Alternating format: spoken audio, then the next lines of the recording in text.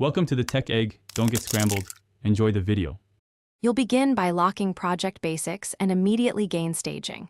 Set sample rate and bit depth for consistency. Then group tracks into folders so you can process drums, bass, and vocals together. Make rough balances and trim peaks so the master never clips. Aim for about -6 dB headroom.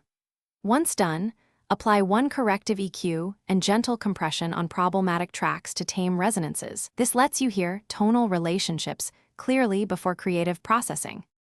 Now focus on sculpting tone and controlling dynamics. Start with subtractive EQ to remove mud and harshness, then add gentle boosts where a track needs presence. This preserves clarity. Use parallel compression on drums and bass to retain transients while adding body.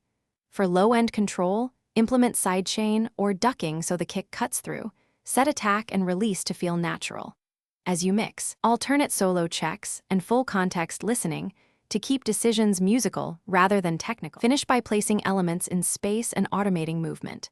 Send tracks to reverb and delays to create depth, adjusting decay and EQ on the aux so the reverb doesn't muddy the mix. Automate volume, panning, and effect sends for dynamics and interest. Simple rides often solve clarity issues. When ready, bounce stems at the project sample rate and reference the mix on monitors, headphones, and a phone. Troubleshooting tip.